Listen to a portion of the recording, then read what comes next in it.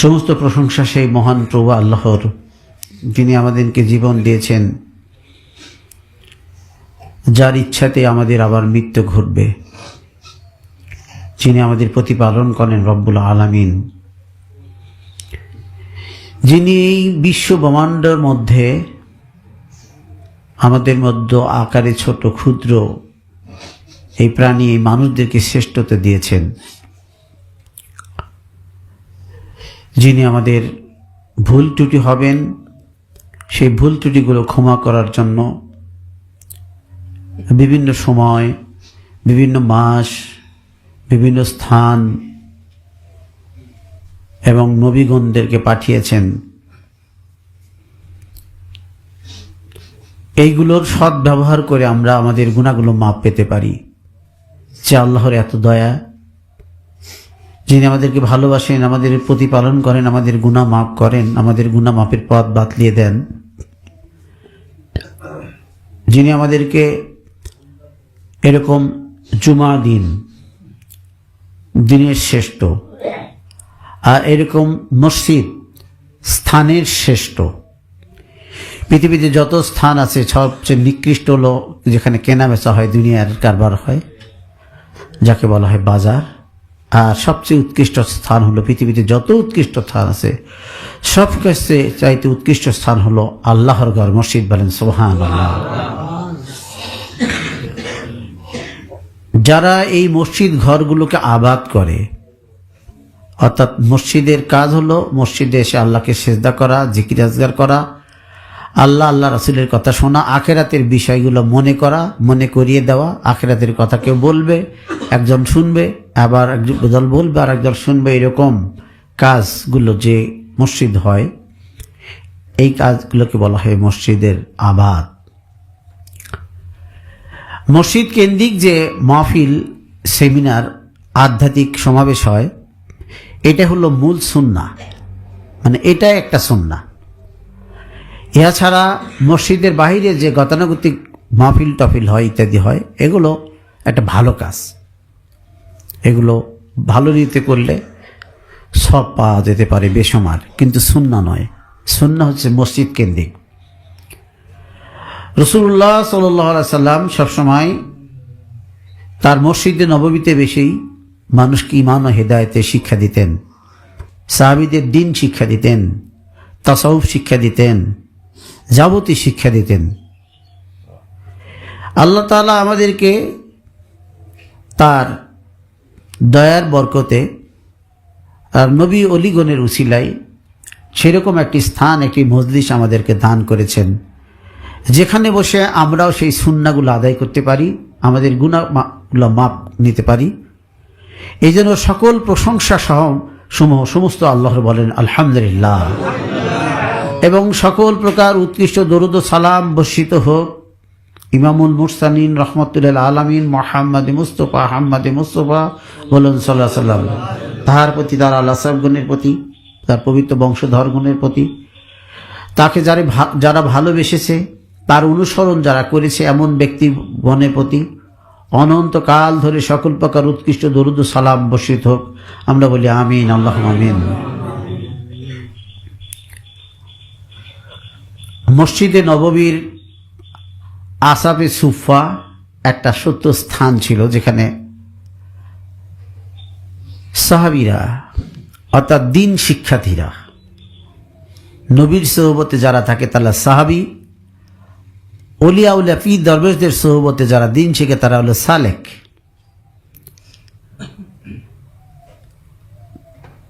সেই আসাবে সুফার কেন্দ্র থেকেই ফোকাগণ, আউলিয়াগণ, এই মসজিদের আদুলি তারা নিজেদের আস্তানাগুলোকে নামকরণ করেছেন হলো খানকাহ। খানকা হলো দুনিয়া থেকে নিজেকে আলোক বানানোর ক্ষেত্রে, বলেন সুবহানাল্লাহ। খানকাগুলো হচ্ছে নিজেকে আলোক বানানোর ক্ষেত্র, অর্থাৎ আধ্যাত্মিক আলো, অন্তর জগৎকে আলোকিত বানানো, গুনাহ মাফ হওয়া। এই যেমন এই মসজিদগুলোর কথা লেখা আছে এইভাবে যে যারা জিকিরকারী বিভিন্ন গোত্র, বিভিন্ন মহল্লা, পাড়ায়, গ্রাম থেকে একত্রিত হয়েছে, এদের আল্লাহ তাআলা এত ভালোবাসেন যে এদের পাশে যারা এমনি বসে আছে, না জেনেই বসে আছে, না বুঝেই বসে আছে, এদেরকে যে মর্তবা দেওয়া হয়, ফেরেশতা বলে যে আল্লাহ এই লোকটা তো নিয়ত অত ভালো না, অন্য কাজে এসে এখানে বসে আছে, বিভিন্ন নিয়ত আসছে, তাহলে এর জন্য কি হবে? হাদিসে আছে আল্লাহ তাআলা বলেন, উহারা এমনই দল যাহাদের সাথে উপবেশনকারী আমি কাউকেই বঞ্চিত করি না। বলেন সুবহানাল্লাহ। তাহলে দেখেন আল্লাহ তাআলা আমাদের এই দলটাকে কত বড় দাম দিয়েছে। এবং সূরা আল কাহাফের মধ্যে একটা আয়াত আছে, ওয়াসবির নাফসাকা মাআল্লাযীনা ইয়াদউনা রাব্বাহুম বিল গাদাতি আশি ইউরিদুনা ওয়াজহাহু আলা তা'দু আইনাকা আনহুম তুরিদু জিনাতাল হায়াতিদ দুনিয়া ওয়ালা তুতিমান্না আগফালনা কলবাহু আন যিকরিনা ওয়াত্তাবা হাওয়াহু ওয়া কানা আমরুহু ফুরুতা। আল্লাহ তাআলা তার কালামুল্লাহ শরীফের মধ্যে সুন্দর করে বলতেছে, যারা সকাল সন্ধ্যায় জিকির করে এই ব্যক্তিদের কথা উদ্দেশ্য করে বলতেছে, আপনি দৃঢ়ভাবে তাদের সাথে অবস্থান করুন। কোরআনের আয়াত নাজিল করে দিয়ে যে সমস্ত সাহাবারা ওই সুফার খানকার ভিতরে বসে, মসজিদে নববীতে বসে সকাল সন্ধ্যায়, তাদের কোনো কাজ ছিল না, রসুলের খিদমতে পড়ে থাকছে, জিকির করত। তো এই লোকগুলোর যারা সকাল এবং সন্ধ্যায়, যেটা আমরাও সকাল এবং সন্ধ্যা আমাদের এই তরিকার আমল আছে, তো আছে না নাই? হ্যাঁ। তো আল্লাহ তাআলা বলতেছে আপনি দৃঢ়ভাবে তাদের সাথে অবস্থান করুন যারা সকাল ও সন্ধ্যায় তাদের প্রতিপালককে ডাকে। সুবহানাল্লাহ। আমরা কি আল্লাহকে ডাকি না? হ্যাঁ। বলতেছে যারা সকাল ও সন্ধ্যায় তাদের প্রতিপালককে ডাকে তার সন্তুষ্টি লাভের উছিলাই। আমরা কি জন্য ডাকি, মুরাকাবা করি? আল্লাহ সন্তুষ্টি না? আমাদের তরিকা দিয়ে তো এটা, ইয়া ইলাহি মকসিদ মেরা তুহি রেজাই তেরি মুস্কো রহমত মোহাব্বত মারেফত নসিবে তখন, মানে আমরা তো চাই এটা, হে আল্লাহ আমরা আমাদের আশা আকাঙ্ক্ষা তুমি এবং তোমার সন্তুষ্টি, তাই না? এই কথাই বলতেছে যে তারা সকাল এবং সন্ধ্যায় আমাকে ডাকে আমার সন্তুষ্টি লাভের আশায়। এরপরে বলতেছে পার্থিব জীবনের শোভা ও চাকচিক্য কামনায় আপনি তাদের থেকে আপনার দৃষ্টি ফিরিয়ে নেবেন না। একটা সানুজুল আছে, ওটা এখন না বলি, অন্যদিকে যাই। এরপরে বলছে, এরপরে ওয়ালা তুতিমান আগফালনা কলবাহু আন যিকরিনা। এখানে দেখেন জিকিরের কি মর্তবা লিখছে যে তুমি তার কাছে যেও না বা আনুগত্য করো না বা তাদের কথা শুনো না যার অন্তরে আমি আমার আল্লাহর স্মরণ থেকে উদাসীন। যে মানুষগুলো অন্তর আল্লাহ পাকের জিকির থাকে না, উদাসীন মানে কি নাই, ভুলে গেছে, উদাসীন মানে ভুলে যাওয়া। বলতেছে যে তোমরা তাদের কাছে যেও না যার অন্তরকে আমি আমার স্মরণ হতে উদাসীন করে দিয়েছি। আমি তো প্রায় একটা কথা বলি যে লা হাওলা ওয়ালা কুওয়াতা ইল্লা বিল্লাহ, এর ব্যাপক অর্থ মানে আসলে আমাদের জিকিরের সাথে এর কিছু অর্থও খেয়াল করা দরকার, যে আল্লাহর শক্তি ব্যতীত কোনো শক্তি নাই। আসরের পরে বলতেছি লা হাওলা ওয়ালা কুওয়াতা ইল্লা বিল্লাহ, আর মনে মনে যদি এটা ভাবতে পারি, অর্থটা বুঝতে পারি, হ্যাঁ আল্লাহ তাআলার শক্তি ছাড়া কোনো শক্তি নাই। আমি যা কিছু পাই, যা কিছু হয় পৃথিবীতে, ওটা আল্লাহর ইশারা ইঙ্গিত থাকে তাই হয়, আল্লাহ ছাড়া কোনো কিছু হয় না। তো দেখেন এই জিকিরটার এত মর্তবা, এখনকার যুগে ইউটিউব খুলে যদি লা হাওলার কথা ফজিলত চান দেখবেন সারাদিন শুনতে পারবেন, আলেমরা বলতেছে, কত রকমের ব্যাখ্যা দিচ্ছে, সুন্দর সুন্দর কথা বলতেছে। তো এই জিকির আমরা যারা করি আমাদের খুবই বাধ্যতামূলক, আসর থেকে মাগরিব পর্যন্ত কি বাধ্যতা না? এরপরেও সকাল সন্ধ্যায় যখন মোরাকাবা করি তাও 500 500 1000 এটাও কি বাধ্যতা? তাহলে এই উচ্চমানের জিকির যারা করি, আমরা যখন এই জিকির করি, এরকম জিকির যখন করব তখন আল্লাহ তাআলাও আমাদের জিকির দান করে বলেন সুবহানাল্লাহ। তার মধ্যে আমি যার অন্তরকে আমার স্মরণ হতে উদাসীন করে দিয়েছি। আমরা যদি সমানে ইয়া ইলাহি মকসিদ মেরা তুই রে যেতেছি মুস্কুর রহমত মোহাব্বত মারেফত নসিহত তখন এই কথা বলি আর জিকির করি, তা আল্লাহ কি আমাদের অন্তরকে কখনো জিকির শূন্য করে দিবে? আপনার কি মনে হয়?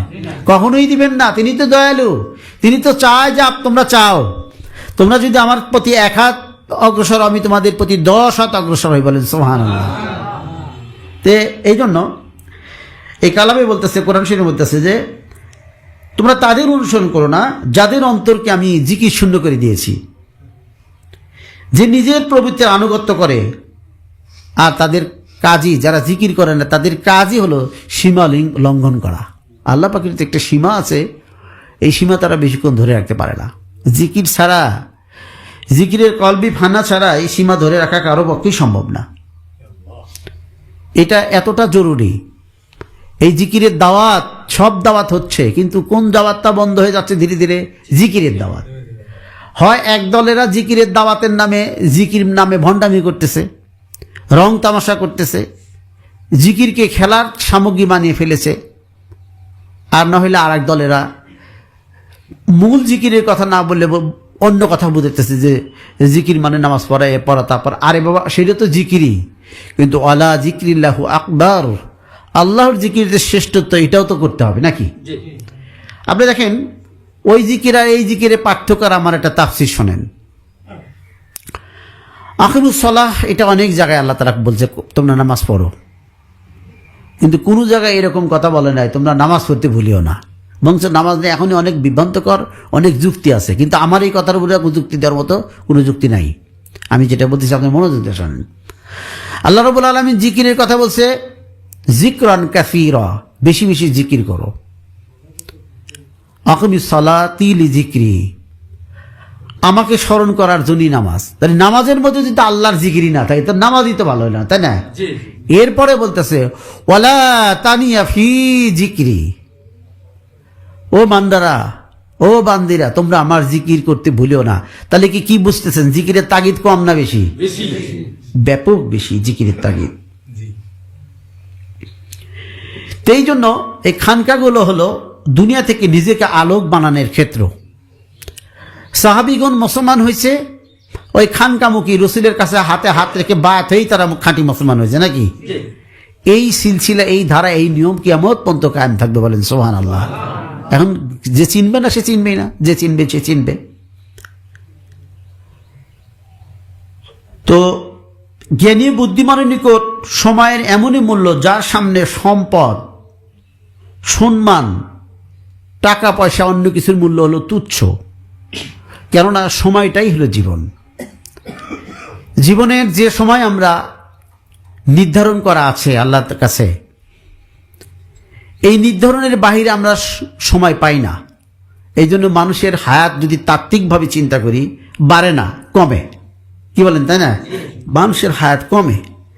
নির্ধারিত যে বছরগুলো আমরা বাঁচব, এই বছরগুলো থেকে আমাদের প্রতিদিন কমে যাচ্ছে।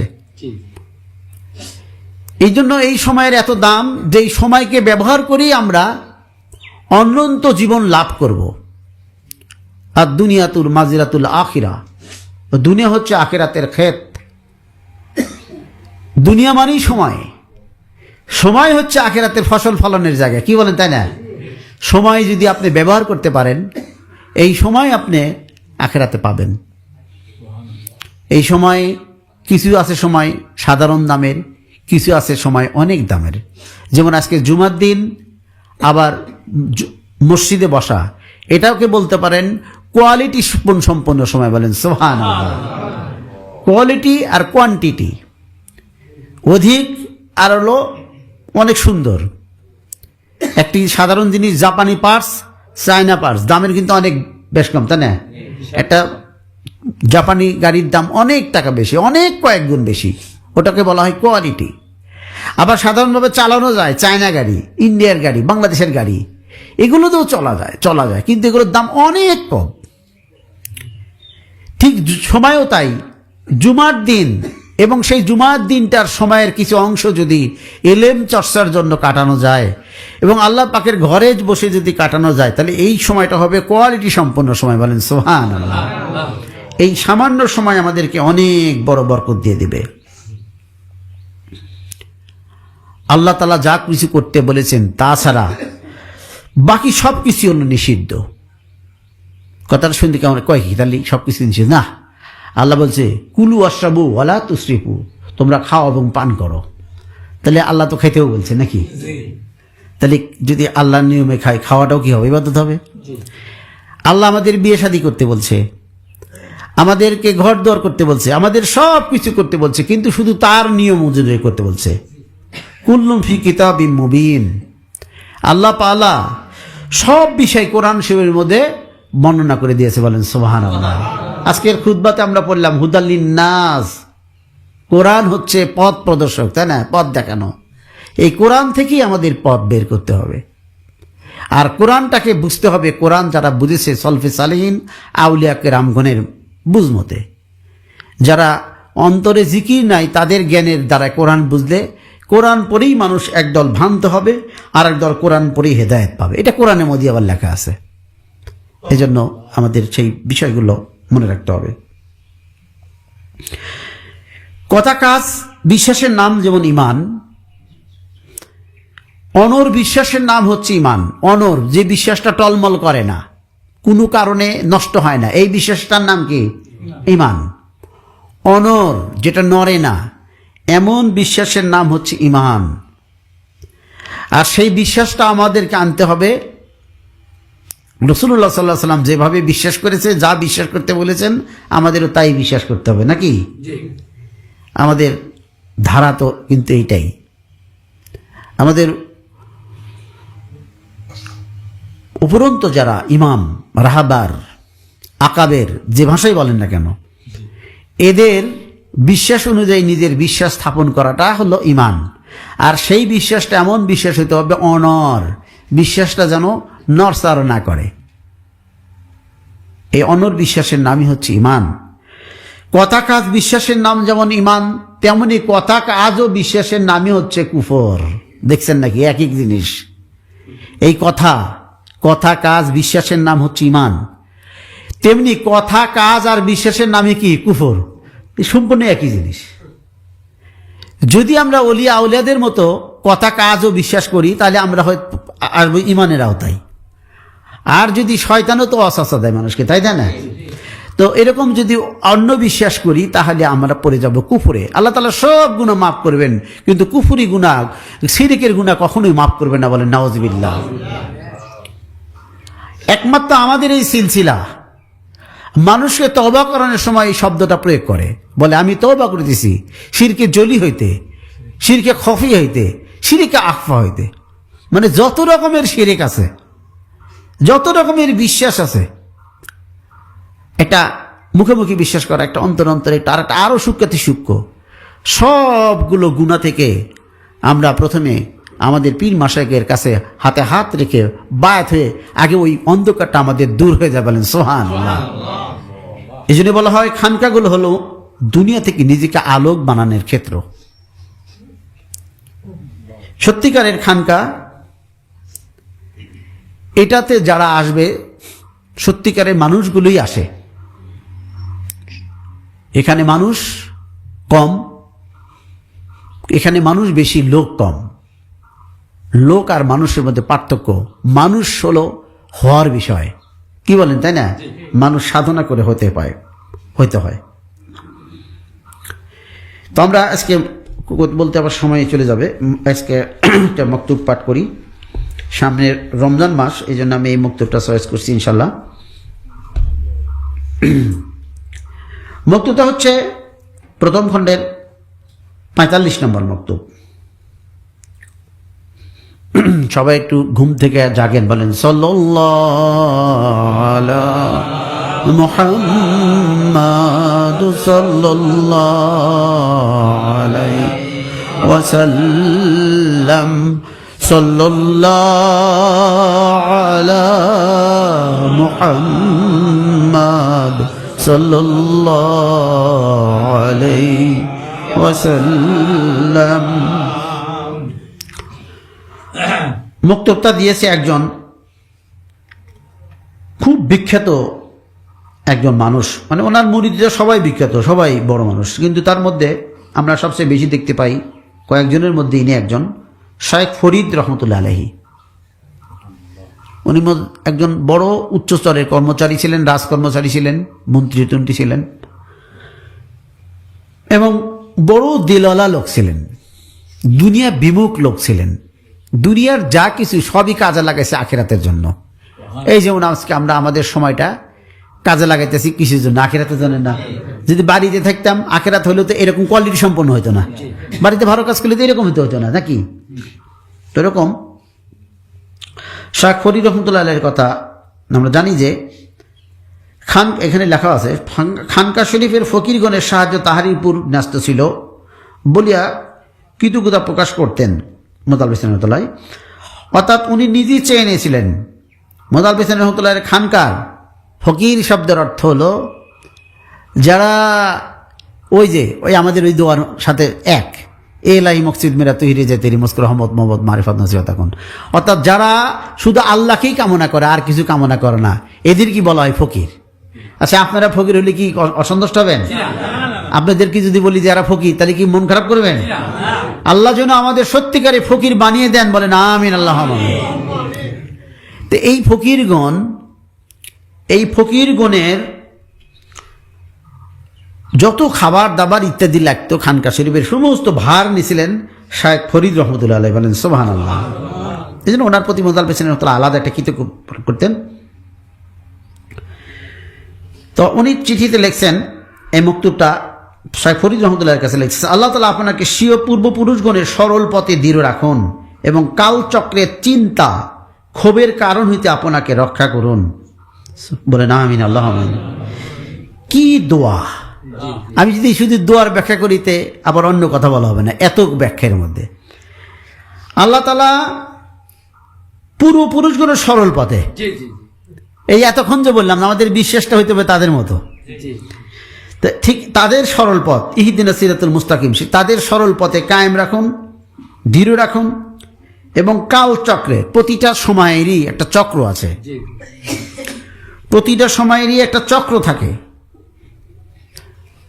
একটা বিভিন্ন খেলাধুলা থাকে, তাই না? বিভিন্ন দল মত থাকে।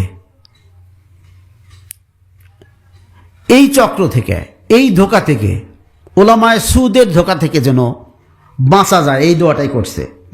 কালো চক্রে চিন্তা, এই যে বললাম কথা কাজ ও চিন্তার নামই ইমান, তাই বললাম না? এই চিন্তার মধ্যে ধরেন যে একজন এক এক রকমের আকীদা ঢুকিয়ে দিয়ে দিয়েছে, বুঝশেষ দিয়ে দিয়েছে, তাহলে তো শেষ, তাই গেলাম না? ইমান এত শুরু, এত কঠিন, এত কঠিন। আল্লাহ রসুল সাল্লাল্লাহু আলাইহি ওয়াসাল্লাম বলছেন, তোমাদের কাছে এমন এক জামানা আসবে যখন হাতে আগুন রাখা যেমন কঠিন, ইমান রাখাও ঠিক একই কঠিন। কোন দিকে আমরা হাত আগুন রাখতে পারবো নাকি? কোন দিকে? তাহলে কত কঠিন সময় না এই ইমান রাখতে গেলে।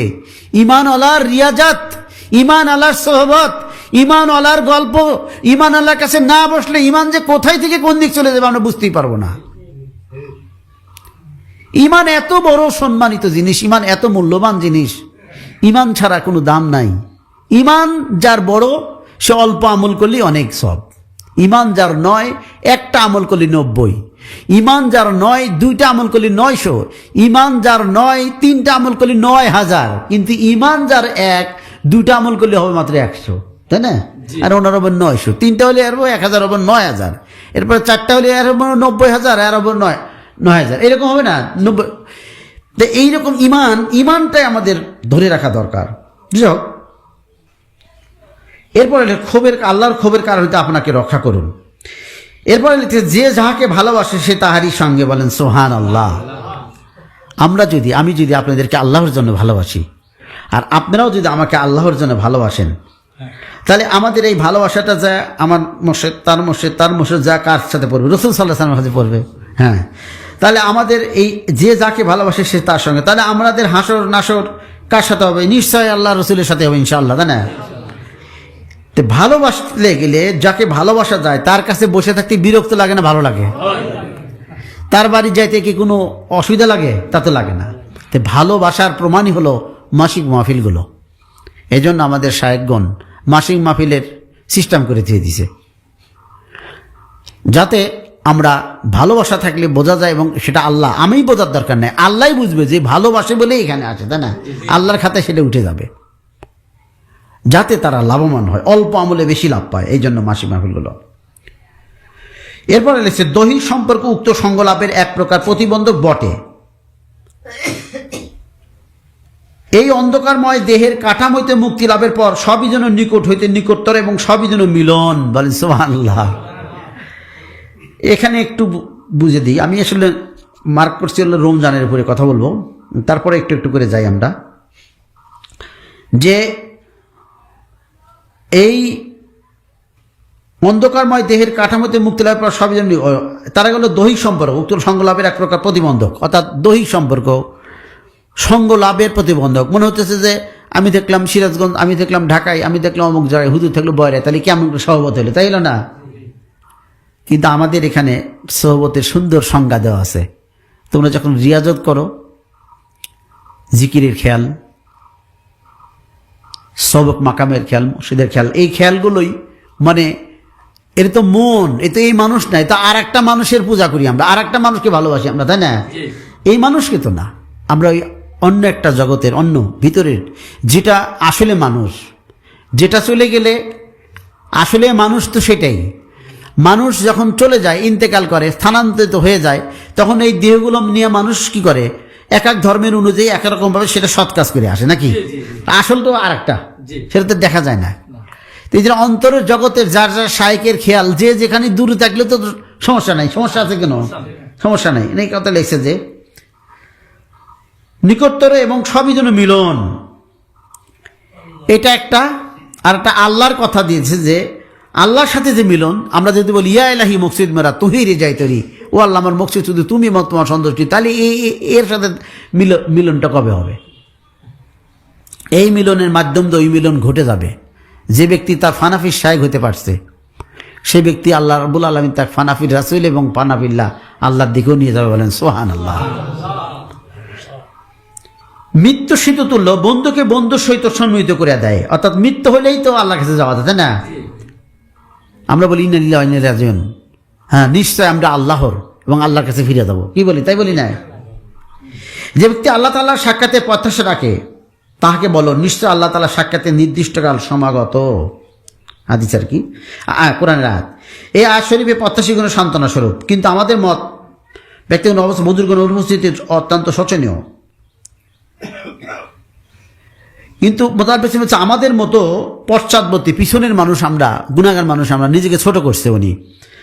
আমাদের কাছে এই বুজুর্গগণের অনুপস্থিতি হেতু, বুজুর্গগণের কাছে আমরা সহবতে না থাকার কারণে, তারা আমাদের কাছে না থাকার কারণে, আমরা তাদের কাছে না যাওয়ার কারণে, হ্যাঁ, এই অবস্থাটা আমাদের কাছে শোচনীয় হয়ে গেছে, মানে এটা আমাদের জন্য কঠিন হইতেছে। বুজুর্গগণের রূহ হইতে ফয়েজ গ্রহণের বহু শর্ত আছে, যা পালন করা সকলের পক্ষে সম্ভবপর নহে। এই যে আমরা ফয়েজ করি, এই বুজুর্গগণের ফয়েজ তাদের ঠিকই আছে, কিন্তু ফয়েজ নেওয়ার পাত্র কি আমি হয়েছি?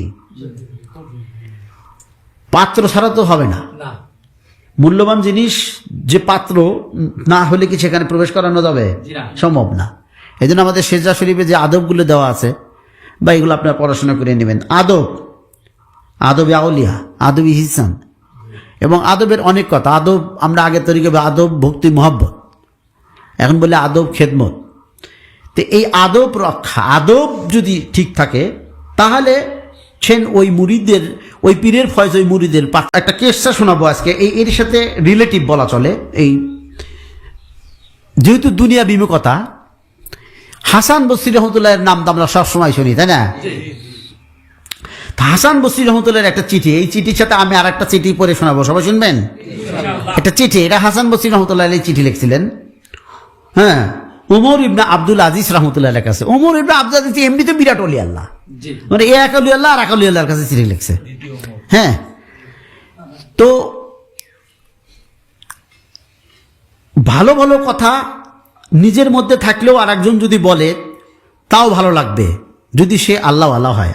আর একজন দিলে তুমি আমাকে অফিস দাও, তোমার সাথে আমি কম বুঝি, এটা তো কোনো বান্দার হাল হলো না। ভালো কথা তুমি বলো, ভালো কথা। আর দিন উন্নাসিহা, রাসূল সাল্লাল্লাহু আলাইহি ওয়াসাল্লাম সাহাবীরা জিজ্ঞেস ইয়া রাসূলুল্লাহ দিন কি? বলে আর দিন উন্নাসিহা, ভালো কথা বলা, ভালো কথা শোনা, এটাই তো দিন। এই যে আমি বলতেছি আপনারা শুনতেছেন, এটা কি? এটা কি দিন? এটা কি বলেন তো আপনারা? দিন, অর্থাৎ ইবাদত, এটাই আখিরাতের কাজ।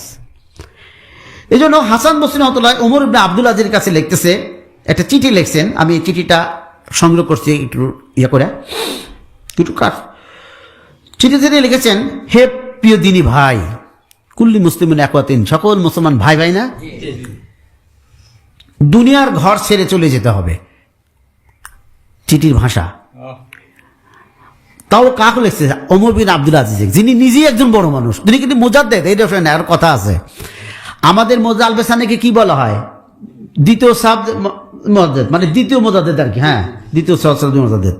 তাহলে দ্বিতীয় যদি কয়, কেউ যদি কয় এটা হলো দুই ভাই অর্থাৎ মেজো ভাই, তাহলে বুঝতে হবে তার বড় ভাই একটা আছে, নাকি বলেন? তাই না? তাহলে দ্বিতীয়, তাহলে প্রথম একজন আছে নাকি?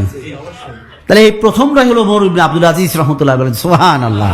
সেই প্রথম এক চিঠি লিখতেছে যে দিও ভাই, দুনিয়ার ঘর ছেড়ে চলে যেতে হবে, এই ঘরে চিরদিন থাকা যাবে না। যায় আমরা এই চিঠিটা আস্তে আস্তে পড়ি, আপনারা একটু সুন্দর করে শোনেন, অন্তরে চোখ দিয়া শোনেন, খুব কাজে লাগবে ইনশাল্লাহ। উনি বলতেছে এই ঘরে চিরদিন থাকা যাবে না। হযরত আদম আলাইহিস সালামকে দুনিয়াতে পাঠানো হয়েছিল, তা শাস্তি স্বরূপই পাঠানো হয়েছিল। বুঝা দিতেছে যে আদম আলাইহিস সালামকে দুনিয়াতে পাঠাছিল, আমার বাপ মা পাঠাছিল, ওই যে গন্ধম ভাং খাচ্ছিল, ওনারা তো জ্ঞানী মানুষ, সেটাই যথেষ্ট, আমরা তো একটু বুঝে দিতেছি। আর ওই কারণেই কিন্তু দুনিয়াতে পাঠিয়ে দিল আমাদের, তাই না? মনে করে দিতেছে। অতএব হে আমিরুল মুমিনিন, আগে বলে দিনে ভাই, এরপর উনি যেহেতু বাদশাহ, আবার সে সম্বোধনও দিল, হে আমিরুল মুমিনিন, দুনিয়াকে ভয় করুন, এর থেকে দূরে থাকুন। হুব্বুদ দুনিয়া রসে করলে খতিয়া, দুনিয়ার মোহাব্বত সকল গুনাহের মূল।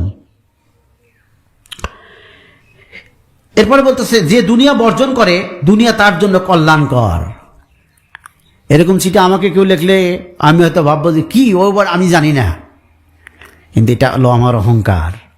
কিন্তু এরকম চিঠি যদি আমাকে কেউ লেখে, আমার জ্ঞান হবে যে চুমা খা আদর করাতে সুন্দর কথা আমাকে বলছে, সবই যেন আমার মধ্যে আসে না। এর বড় একজন মাপের মানুষের লেখা মানে কি বোঝেন না? তার মানে হকের দাওয়াত থেকে কেউ দূরে না। হক পাওয়ার হক, দাওয়াত পাওয়ার হক সবাই আছে, তাই না? আমরাও যেমন হক পাওয়ার অধিকার রাখি, দাওয়াত পাওয়ার অধিকার রাখি, আমরা দাওয়াত দেওয়ারও কি অধিকার রাখি। দুনিয়াকে ভয় করুন, এর থেকে দূরে থাকুন। যে দুনিয়া বর্জন করে, দুনিয়া তার জন্য কল্যাণকর হয়।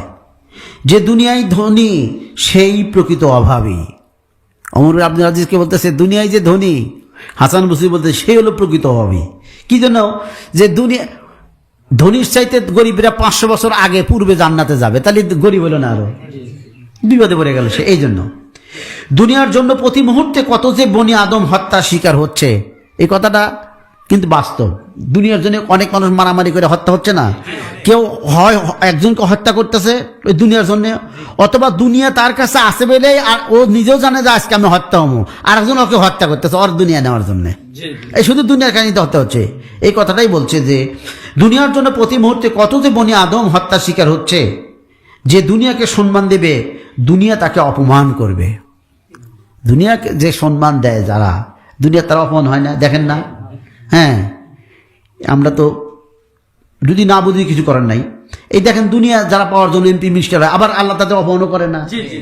এদের এই কষ্ট ওরাই বোঝে যে কি কষ্ট, এটা হারিয়ে গেলে। কিন্তু ওরা প্রকৃত সুখের সন্ধান পায় না, বোধহয় ফকির দরবেশের এই জায়গাতে আসে না। ওরা যদি দেখতো এই কমফোর্ট জোনটা কি, তখন এগুলো ছেড়ে দিত, দিয়া এটাই চলে আসতো। এই যদি বলছে আল্লাহর ওলিরা যে যারা দুনিয়াতে সুখী না তারা আখিরাতেও সুখী না, এরা তো আসলে সুখী না, এদের একটা নেশা হয়ে গেছে, এটা চলে চলে একটা অভ্যাস হয়ে গেছে, এই কষ্ট পেতেছি করতেছে এরকম।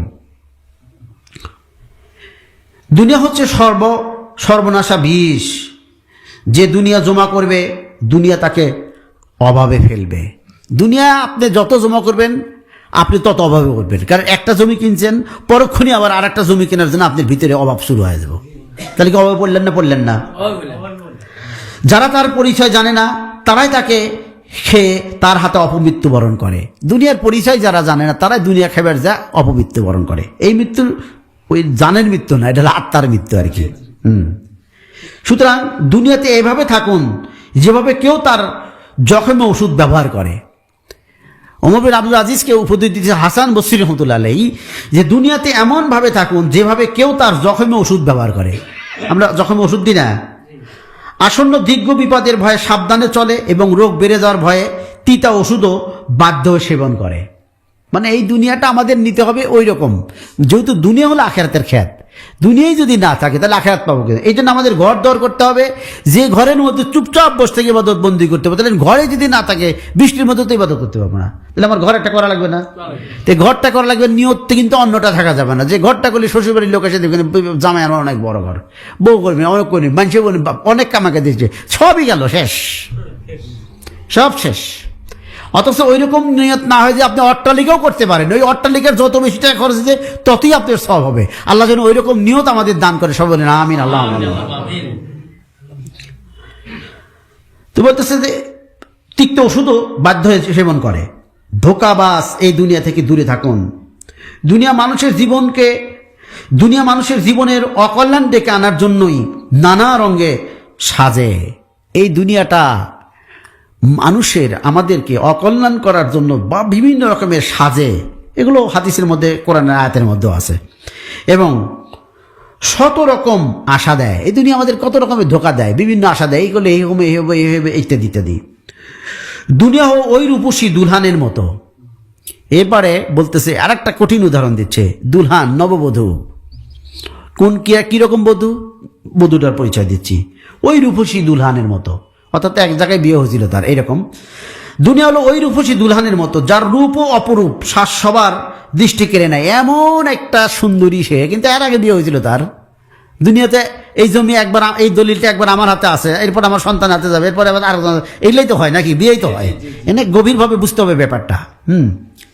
যে দুনিয়া হলো ওই রূপসী দুলহানের মতো, যার রূপ ও অপরূপ শ্বাস সবার দৃষ্টি কেড়ে নেয়, মনোলোভা সৌন্দর্যের দ্বারা পাগল করে তোলে। মানে ওই দুলহান ওই মহিলাটার মতো, যে মহিলাটা এর আগে এক ঘর করে আসছে, কিন্তু তা করে আসুক, ওর তো চেহারা, ওর দেখলে দৃষ্টি ফিরানোর কোনো উপায় নাই। হ্যাঁ, কিন্তু এই দুনিয়ার রূপসী তার সব স্বামীর সঙ্গেই শত্রুতার আচরণ করে। এই রূপসী এই দুলহানটা ওই সমস্ত স্বামীর সাথে একই শত্রুতা আচরণ করে। পূর্বে স্বামীর সাথে ওই কাজই করছে, হ্যাঁ, শত্রুতার আচরণ করে। একটি উদাহরণ, দ্বিতীয় স্বামীকে সে অতীত স্বামীর মতো সম্মানও করে না। এই যে এক স্বামীর ঘর থেকে আরেক ঘরে আসলো, এই ঘরে আসলো, এখানে যে ওই স্বামীর মতো সম্মান করে না, আবার প্রথম স্বামীর প্রতি অনুরাগী হয়ে যে দ্বিতীয় স্বামীকে গ্রহণ করা থেকে বিরত থাকে না। সে এরকম কোনো দুলহান না, এমন কোনো নারী না। এরকম অনেক নারী আছে না যে স্বামী মারা গেছে সারাদিন বিয়ে বসে না, বিয়ে করে, আছে না এরকম? কিন্তু দুনিয়াতে তা না, দুনিয়াতে একজনের হাত থেকে আরেকজনে যায়, এর কারবারই এরকম, ও আবার আরেকজনের হাতে যাবে, সিস্টেমটা এরকম। কিন্তু ওর আকৃষ্টতা অনেক সুন্দর, অনেক রূপ তার, বিরত থাকে। কোনো প্রেমিক সেই রূপসীর স্বাদ আস্বাদন করে ধোঁকাগ্রস্ত হয়। কোনো প্রেমিক, মানে দুনিয়া যারা তালাশ করে, এখানে হাসান বসরি রহমাতুল্লাহর একটা কাব্যিক ভাষা দিছে, প্রেমিক দিয়ে দিছে। আর প্রেমিক দিবি না কেন? কোরআন হাদিসের মতো তো দুনিয়ার প্রেম সকল গুনাহের মূল, এখানে প্রেমই লেখা আছে, তাই না? লিখবে না কেন? তো এই জন্য বলছে যে প্রেমিক সেই রূপসীর স্বাদ আস্বাদন করে ধোঁকাগ্রস্ত হয়, সে সীমা লঙ্ঘন করতে থাকে এবং পরকাল ভুলে যায়। এবং এই দুনিয়াটা যায় যে বেশি পায়, ওই রূপসীর রূপ যত বেশি দেখায়, সে তখন পরকাল একেবারে ভুলেই যায়। এই জমি জমার কারণে, কাম কাজের কারণে নামাজ পড়ার টাইম নেই, খানকায় যাবো কখন, এই উপায়ই নাই। হ্যাঁ, সে যুক্তি খোঁজেছে, যে কামাই করতে যখন থেকে তো মাহফিলে পাঠিয়ে দিতেছে, তোমার ওই যুক্তির কাজ হবো? ওর তো মালের ইবাদত, তোমার জানের ইবাদত কে করে দিবে? আল্লাহ তো বলছে তোমরা জান এবং মাল দ্বারায় আমার খেদমত করো, আমার ইবাদত করো, তাই না? বলতেছে যে বিবেক বুদ্ধিকে দুনিয়ার হাতে বন্ধক দিয়ে পরিণামে পদে পদে শুধু হোঁচট খেতে থাকে।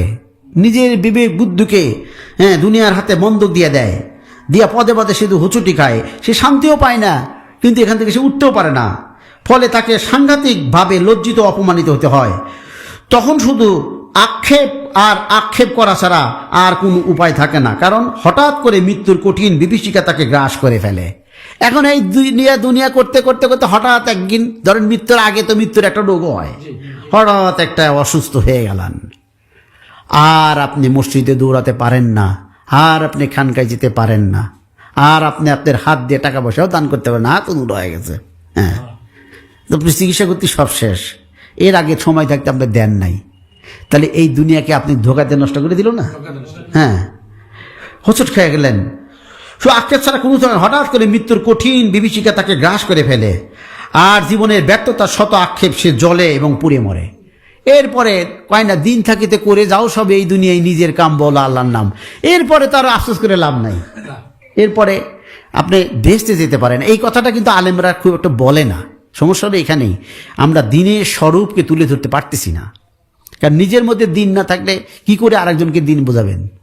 এই দিনের যে সমস্যা একটাই, দিন বোঝাতে গেলে মুখস্থ বিদ্যা দেয়। ইবনে আব্বাস রাদিয়াল্লাহু আনহু বলছেন যে ওই ব্যক্তি আলেম না যে অনেক হাদিস কোরআন মুখস্থ বলতে পারে, সেই হলো আলেম যে আল্লাহকে ভয় করে। যে আল্লাহকে ভয় করে তার ভাষা আলাদা হবে, আরেকজনের বোঝার অনুসরণ কম হবে। তো আমরা মনে করি যে এই মরার আগে তওবা করলাম তো বেঁচেই গেলাম। এখন এখানে একটা জ্ঞান আমাদের রাখা দরকার। সেটা হলো, বলছেন যে বেহেশতে সে যে উসিলেই যাক না কেন, বেহেশতে স্তর অনুভব করবে তা পৃথিবীতে তার ইবাদত কাজের উপর। বলেন সুবহানাল্লাহ। আর আপনার আমল কম হয়েছে, বেহেশতে যা কি ওই সম্মান পাবেন?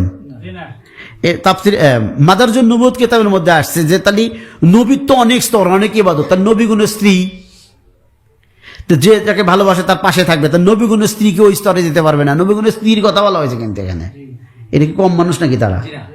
অথচ সেখানে উত্তর দেওয়া হয়েছে, রাসূল সাল্লাল্লাহু আলাইহি ওয়াসাল্লাম দিয়েছেন যে তারা ওই আশ্বাস, জান্নাতের ওই শান্তি তারা অনুভব করতে পারবে না যদিও পাশে থাকবে, কারণ সে আমল তো তারা করতে পারে নাই।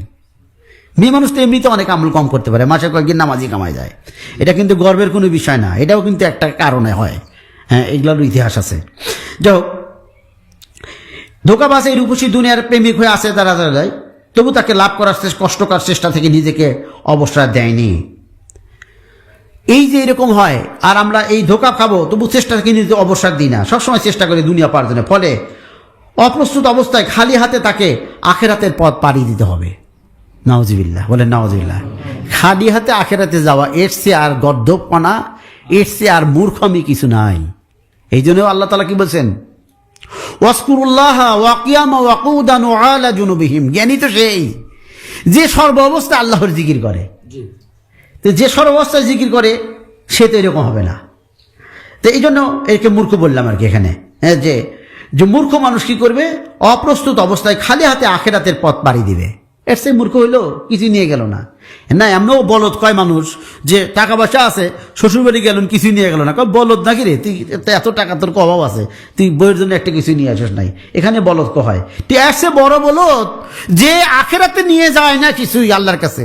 কি নিয়ে দাঁড়াবো এই ভয় যার অন্তরে জাগ্রত থাকে না, এর সে আর শ্রেষ্ঠ বলদ কিছু নাই। সবচেয়ে বলদ সে, সবচেয়ে পশু সে। মানুষ এই জন্য বলা হয়েছে পশুর চেয়েও নিকৃষ্ট। কেন? পশুর তো আখেরাতে বিচার হবে না, কিন্তু মানুষের তো বিচার হবে।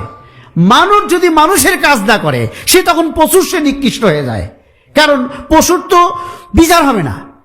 দুনিয়াতে যা জব করে খেলাম, কষ্ট করলাম, হাল বয়লাম, এটা করলাম সেটা করলাম, কিন্তু মরে গেলে তো আর বিপদ নাই। কিন্তু মানুষের তো মরে যাওয়ার পরে বিপদ আছে। এই জন্য মানুষকে মানুষের পশুর চেয়ে নিকৃষ্ট বলা হয়েছে। মানুষ যদি মানুষ না হয় সে হবে পশুর চেয়ে নিকৃষ্ট। আল্লাহ তাআলা আমাদের এই সমস্ত মুসিবত থেকে হেফাজত করুন।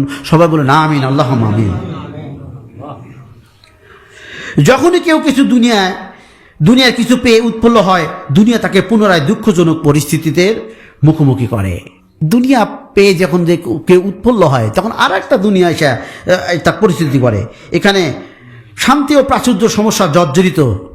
হ্যাঁ, এখানে যখনই কেউ ধরেন কোনো পথ পান, সেই পথ পাইলে যে আরাপ লাগে, হঠাৎ একটা পথ যেদিন হাইরা যায় সেদিন আবার কিরকম কষ্ট লাগে, আর এক সমস্যা নাকি বলেন। এরকম উদাহরণ আমার কাছে ভালো ভালো ভাষা আছে, কিন্তু আমি দিলে আমি শেষ করতে পারবো না। এই জন্য ধীরে ধীরে এগুলো কথা তো আমি প্রায় বলি। এখানে সব কিছুরই ধ্বংস অনিবার্য। এই পৃথিবীর সম্মানও ধ্বংস, অর্থ ধ্বংস, আমাদের দেহটাও ধ্বংস। কি বলেন, তাই না? সব কিছু ধ্বংস অনিবার্য। এর জন্য এর সুখও হাজার দুঃখে ভরা।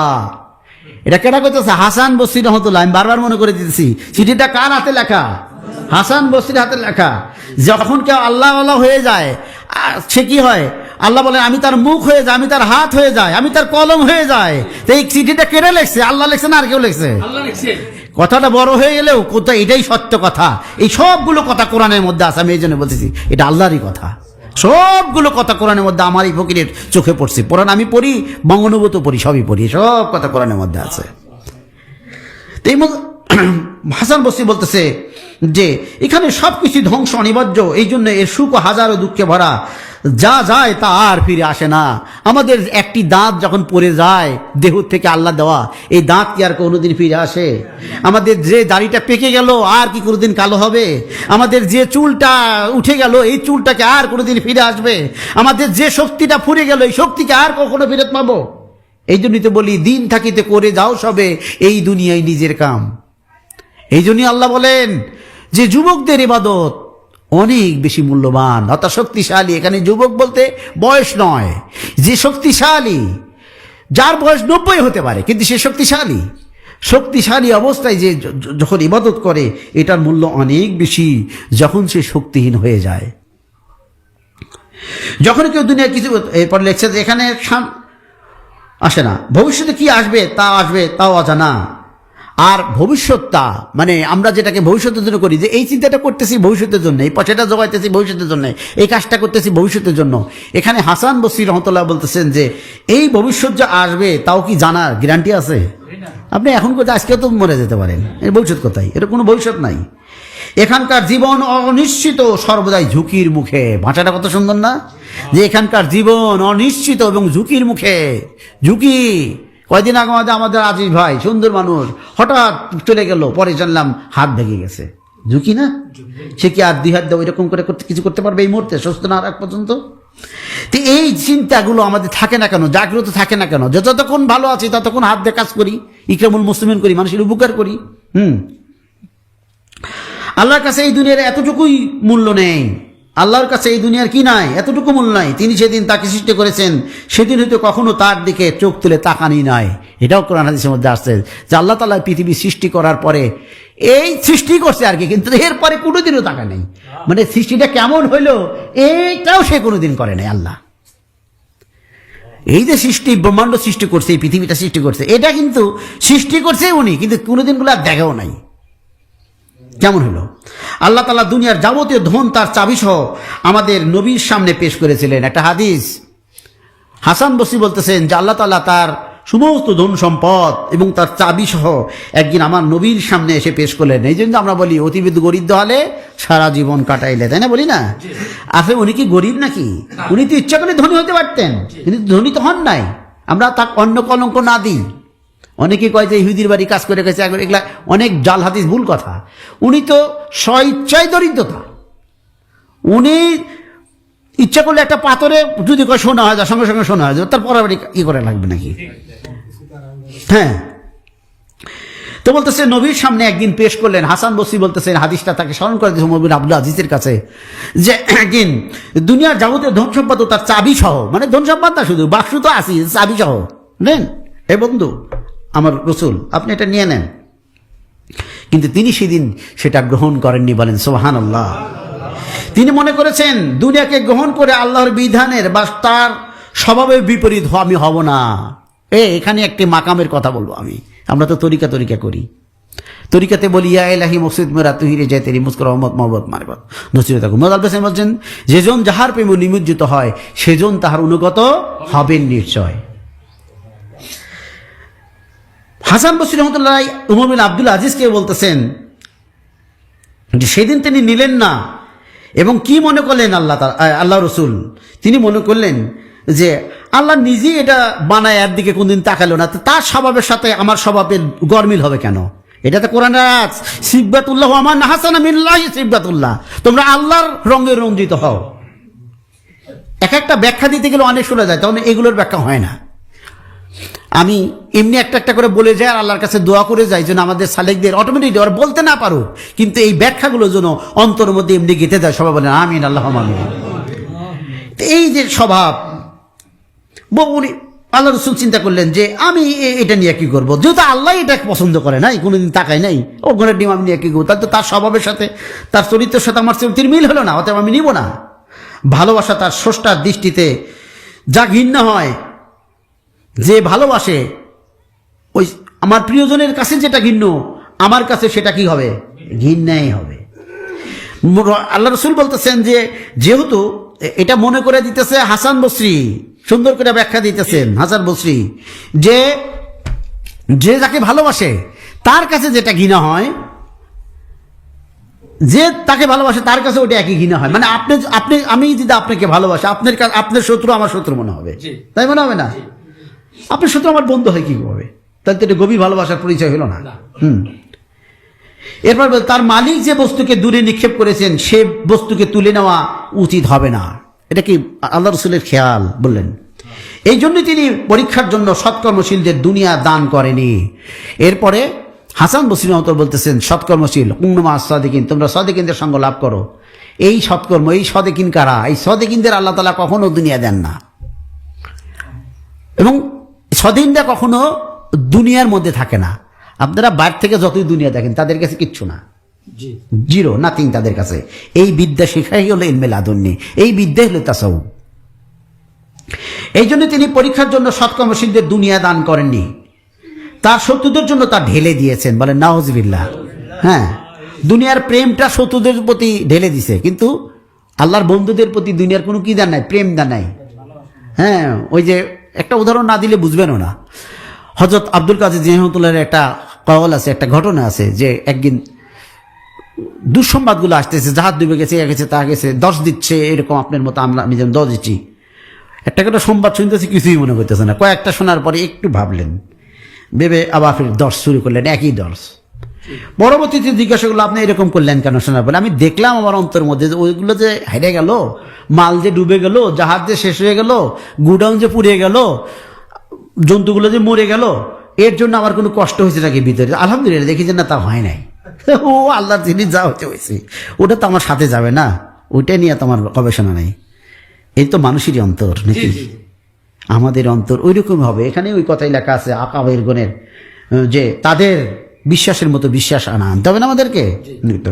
তাই তো ধোঁকাগ্রস্তরা দুনিয়ার প্রতি শক্তি ও প্রাচুর্যের ফলে নিজেদেরকে অন্যদের উপর মর্যাদাবান মনে করে।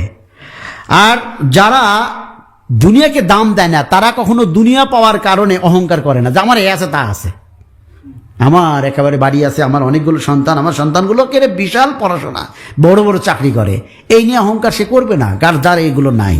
হ্যাঁ, তাই তো ধোঁকাগ্রস্তরা দুনিয়ার শক্তি প্রাচুর্যের ফলে নিজেদেরকে অন্যদের উপর মর্যাদাবান মনে করে না। ওরা ভুলে যায় যে সেরা মর্যাদাবান হযরত মুহাম্মদ সাল্লাল্লাহু আলাইহি সাল্লামের সাথে কি আচরণ করেছেন, যিনি পেটে পাথর পর্যন্ত বেঁধেছিলেন। আমরা অনেকেই কই না, আল্লাহ আমাকে খুব দিছে, কয়েক বিঘা জমি, করছি তা করছে, এটা নিয়ে একটা শান্তি ফিল করে, এটা কিচ্ছুই দেয় নাই। এটা যদি আপনি তাসাউফের জগতে আসেন, আপনি একটা ঘোড়ার ডিম দিছে বংশ, আপনাকে বিপদে ফেলা থেকে দিছে। ওটা আপনি আরো এমন পরীক্ষায় আছেন, যদি পাস করবেন না করবেন না জানি না, পাস করলে ভালো, না করলে আপনি বিপদের মধ্যে আছেন। আমাকে দেনে আমি বংশ স্বাধীন হয়ে আসি। হ্যাঁ, তো এই হাসান বসরি রহমাতুল্লাহ এই হযরতকে উমরুল আব্দুল আজিজকে বলতেছে যে যারা এই দুনিয়ার যা কিছু আছে তাই দিয়ে নিজেকে মর্যাদাবান মনে করে, যে আমি রাজা, আমি শাসক, আমি এটা সেটা, আমি এত কিছু, আমি পিসাব, আমি বড় কিছু, এটা অবশ্য দুনিয়ার ব্যাপারটা লেছে। তখন বলতেছে ওরা ভুলে যায় যে সেরা মর্যাদাবান, আচ্ছা আল্লাহ রসুলের সাথে কি সেরা কেউ আছে? এই মর্যাদাবান এর সাথে কি আচরণ আল্লাহ করেছিলেন, যে যিনি পেটে পাথর পর্যন্ত বেঁধেছিলেন ক্ষুধার জ্বালায়, করছে না? অথচ দুনিয়া নেন নাই, ক্ষুধাই কষ্ট করছে, সিস্টেম মতে আসলে খাবো, না এলে না খাবো, কিন্তু ওই পিছনে সময় দেয়া জিকির আজগার ওজিবা ব্যয় করতে পারবো না। রাসূল সাল্লাল্লাহু আলাইহি ওয়াসাল্লাম থেকে বর্ণিত আছে, আল্লাহ তাআলা হযরত মূসা আলাইহিস সালামকে বলেছেন, এবার একটা হাদিস শুনেন, সই হাদিস। রাসূল সাল্লাল্লাহু আলাইহি ওয়াসাল্লাম বলেছেন সাহাবীদেরকে যে আল্লাহ তাআলা হযরত মূসা আলাইহিস সালামকে বলেছিলেন, আপনাদের কি কষ্ট হইতেছে? আরো কয়েক মিনিট দেরি হলে একটু এই নকলটা বলি আর কি, আপনাদেরকে জ্ঞান পাবে ইনশাআল্লাহ। আল্লাহ তাআলা হযরত মূসা আলাইহিস সালামকে বলেছিলেন, যদি সম্পদ আসতে দেখো তাহলে বুঝবে এটা আমার কোনো পাপের নগদ শাস্তি। মূসা আলাইহিস সালাম বলছিল, আর যদি দারিদ্র আসতে দেখো তাহলে বুঝবে যে তোমার জন্য সুসংবাদ, এটা সৎকর্মশীলদের একটা নিদর্শন। বলেন সুবহানাল্লাহ। তাহলে আমরা বিপদে বললে মনে করি যে এই বুঝি শেষ হয়ে গেল, আমার কোনো আমলই হলো না নাকি? আর যে এইরকম আমরা মনে করবো না, কি বলেন? তাই না? আমরা আল্লাহর কাছে সচ্ছলতা চাবো, সবকিছু চাবো, কিন্তু না আসলে না আসবে, কি বলেন? তাই না? আর দরিদ্র আসলে কখনো নিজেকে দুর্ভাগ্য মনে করবো না, করবো না কি ইনশাল্লাহ? দুর্ভাগ্য খালি দরিদ্রতা না, এখানে দরিদ্রতা থাকবেই না। আল্লাহ রাসূল নিজেই বলছেন, আমি তোমাদের দরিদ্রতা না ভয় করি না, তোমাদের হবে অন্য হাল। অর্থাৎ দরিদ্র নিয়ে আমাদের চিন্তা করা থাকবে না, আল্লাহ আমাদের দেবেই। কিন্তু যেমন রোগ জীবাণু, অসুখ বিসুখ হয় আমাদের, হয় না? একজন আমরা আর একজন মন্তব্য করে, এই লোকটার এত অসুখ হয় কেন? আল্লাহ রোগ দাও, এর পাপ আছে, শাস্তি। মনে করবেন না এটা এই অসুখ বিসুখ তাকে যদি দেওয়া হয়েছে, হতে পারে সেটা তাকে সুসংবাদের জন্য দেওয়া হয়েছে। এবং সাহাবীদের আমরা চরিত্র খুঁজলে পাই, সাহাবীদের যখন কাউকে কোনো কঠিন রোগে পড়ছে, অসুস্থতায় পড়ে গেছে, তখন অন্য সাহাবীরা তার কাছে দৌড়ে যা দোয়া চেয়েছে, হযরত আপনি আমাকে একটু দোয়া করেন, আপনি যখন নিয়ামতের মধ্যে আছেন। আর আমরা অসুখ, এই পাপী লোকটা, এগুলো কি কোনো চরিত্র হইল? আর আমরা শিখবই করতে, আমাদের যে চোখ দিয়ে যে চশমা আমাদের পড়ানো হয়, যে এলেম শিখানো হয়, এই এলেম শিখার মধ্যে কি এগুলো থাকে? অহংকার তো অহংকারই থাকবে। তাই বলতেছে যে আজ নিদর্শন, আপনি চাইলে হযরত ঈসা আলাইহিস সালামের অনুসরণ করতে পারেন। তিনি বললেন, ক্ষুধা আমার তরকারি। আল্লাহ তাআলা এই কথা রাসূল সাল্লাল্লাহু আলাইহি ওয়াসাল্লামের কাছে বললেন, বরেশেরা ঈসা আলাইহিস সালামের কথা জানা দিলেন যে আপনি ঈসা আলাইহিস সালামের মতো করতে পারেন। ওই যে দরিদ্র হাল যে নিয়ে নিল, এই জন্য তাকে তো দিলই, প্রথমে তো দিছিলই, চাবি সহ দিছিল ধন ভাণ্ডারের, নিল না। এরপরে তাকে বুঝ দিয়ে দিল, সুখ দিয়ে দিল যে তাহলে আপনি যখন নিলেন না, তাহলে আপনি চাইলে হয়তো ঈসা আলাইহিস সালামের অনুসরণ করতে পারেন। তিনি বলতেন, ক্ষুধা আমার তরকারি। ক্ষুধা কি? তরকারি। আল্লাহর ভয় আমার বৈশিষ্ট্য, পশম আমার পোশাক। আগের যুগে মোটা পোশাক পরতো আর কি।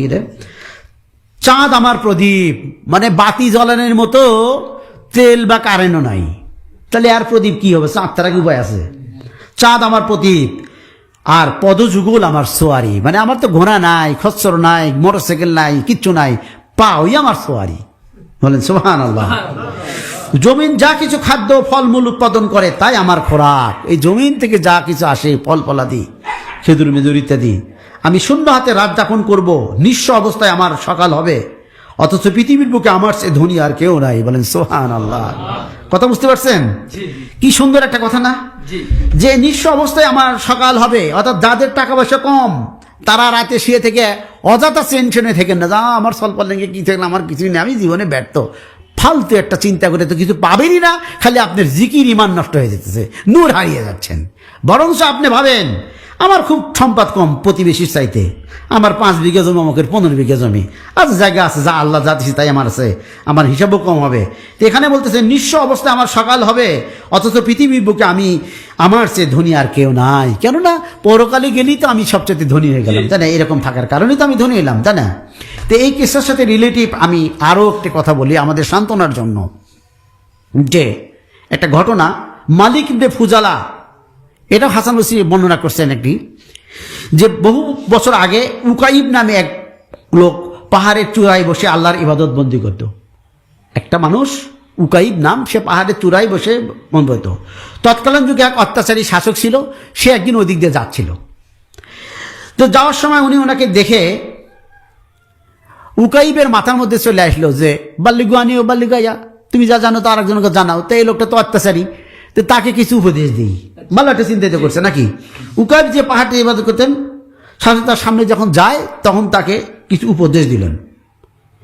তিনি চিন্তা করলেন এইটাই আমার একটা সময়, এই সময়ই তাকে আল্লাহর উপদেশ দিয়ে সামনে দাঁড়ালেন।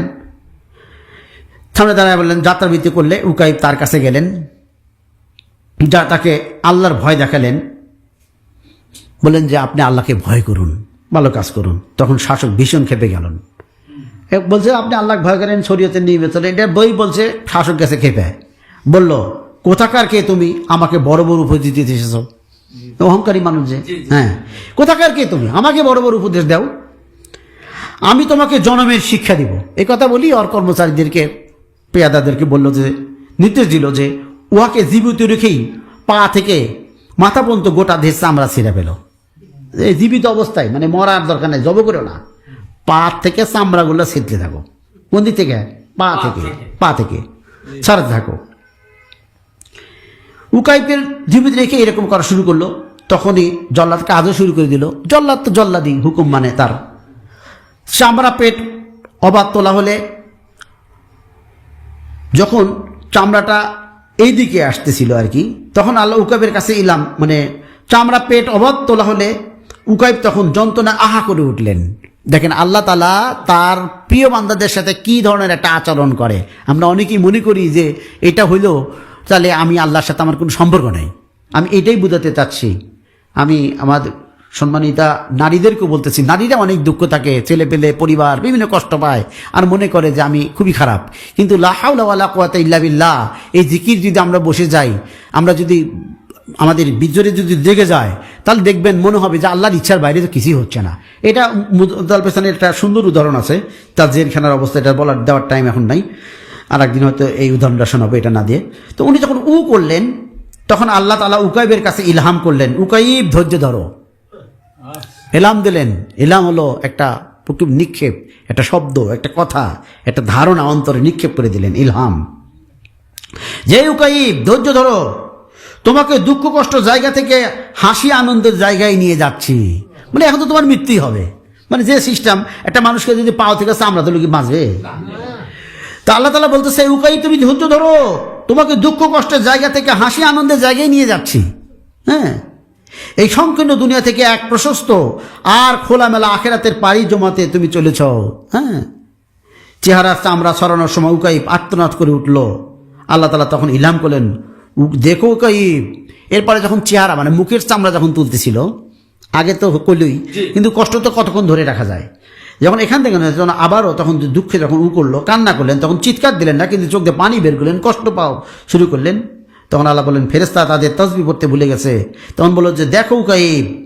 আল্লাহ তাআলা তখন উৎসাহ করে, ও উকাইব তুমি দেখো, তুমি বোঝো, আমার কথা শোনো, আসমানের অধিবাসীরা পর্যন্ত তোমার দুঃখে কান্না করছে।